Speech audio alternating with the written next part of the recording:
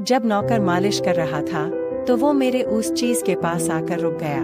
मैंने कहा, तुम रुक क्यों गए? काम जारी रखें। वो अपने हाथों से मेरी मालिश करने लगा।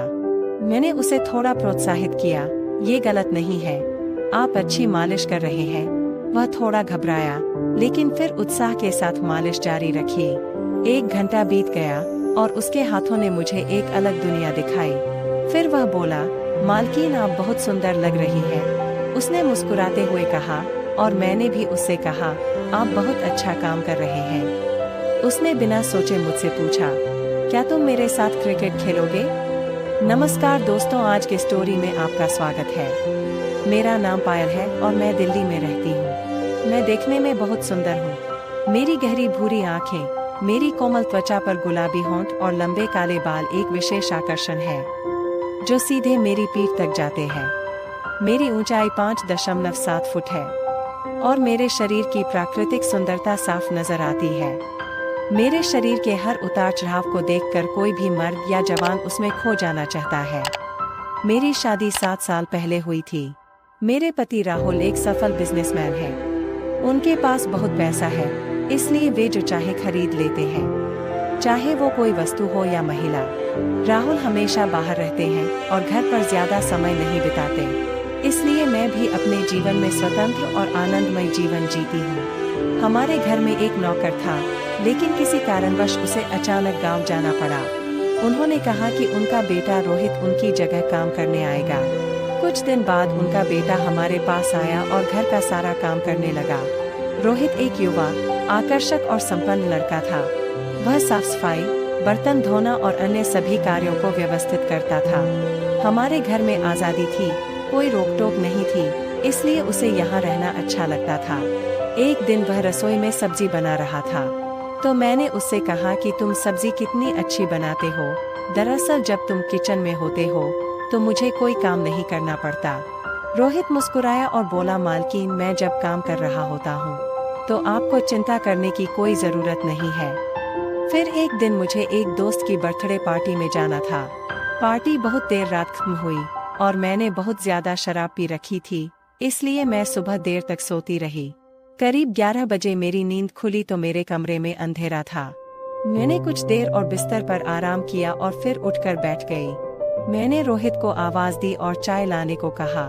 थोड़ी देर बाद रोहित चाय लेकर आया और बिस्तर के पास खड़ा हो गया। उसकी आंखों में कुछ अलग सा था। मैंने उसके चेहरे की तरफ देखा, वो मेरी तरफ ही देख रहा था।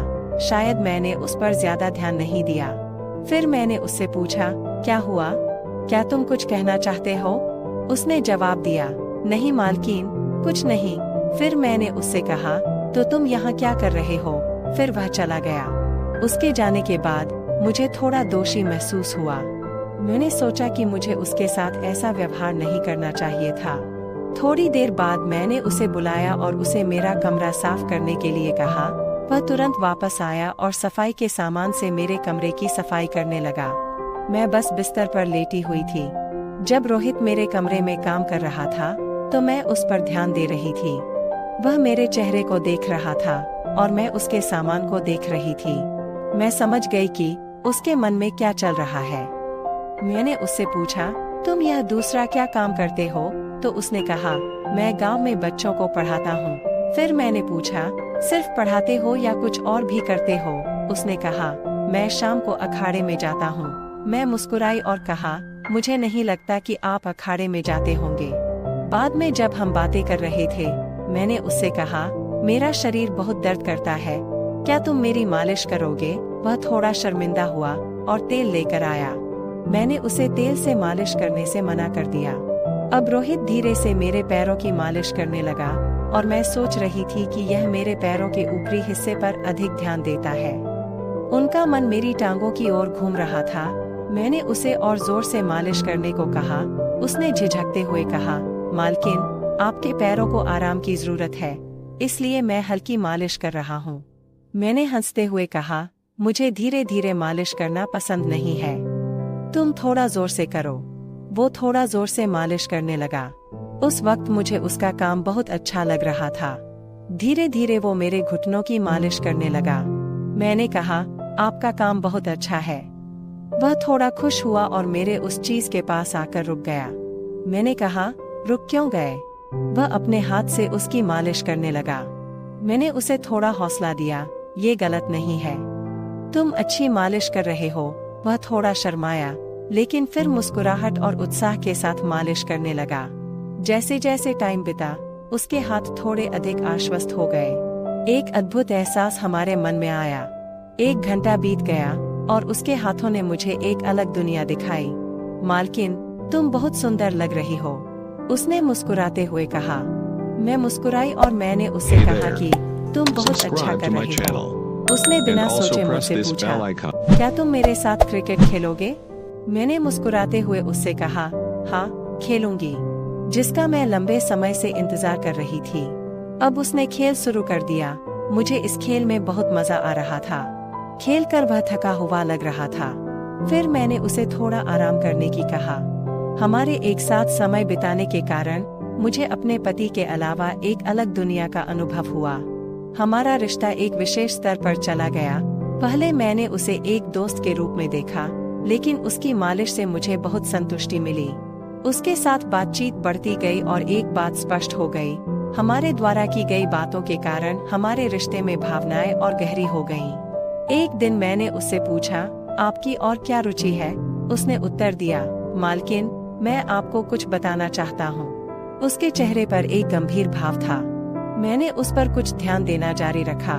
उसने कहा, मेरा सपना एक महान शिक्षक बनना और बच्चों को ज्ञान प्रदान करना है।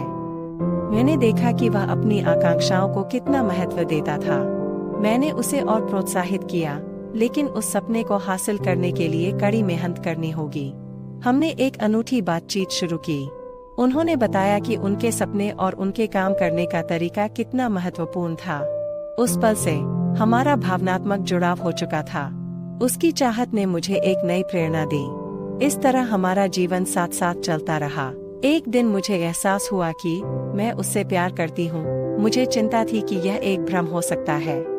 मैंने अपने मन की गहराइयों से उससे पूछा, क्या तुम जानते हो मेरे पति के बारे में मैं क्या सोचती हूँ? वह रुका और बोला, क्या तुम अपने पति के साथ खुश नहीं हो? मैंने उससे कहा, उसे केवल काम से मतलब है। रोहित ने कहा, तो क्या तुम हमारे रिश्ते को और गहरा करना चाहती हो? मैं असमंजस में थी। जब मैं रोहित के साथ थी तो खुश थी, लेकिन मुझे अपने पति की याद आती थी। कभी कभी मुझे उसके लिए प्यार महसूस होता था, लेकिन अगले ही पल मेरे विचार गहरे हो गए। फिर एक दिन रोहित ने मुझे अपने मन की बात बताई। उसने नरम रुख अपनाया और मुझसे कहा, तुम मुझसे शादी करोगी? फिर मैंने मन बना लिया कि अब मुझे कुछ तय करना ही होगा। रोहित के प्यार को एक मौका देना होगा, और ये सब मुझे रोहित के सामने बताना होगा। रोहित, मैं तुम्हारे साथ एक अनोखी जिंदगी जीना चाहती हूँ। वह खुश हो गया और हम दोनों को एक दूसरे से प्यार हो गया। यह एक असामान्य प्यार था, विश्वास और समर्पण से भरा हुआ। उस दिन हमने एक साथ अपने जीवन का एक नया अध्याय शुरू किया, जिसमें दोनों ने एक दूसरे को पूरी तरह से स्वीकार कर लिया और दुनिया को एक नया नजरिया दिया। रोहित के साथ रहते हुए मुझे नई प्रेम कहानी का एहसास हुआ। प्यार कभी विफल नहीं होता और उसके साथ रहने का मतलब जीवन के हर पल का आनंद लेना है।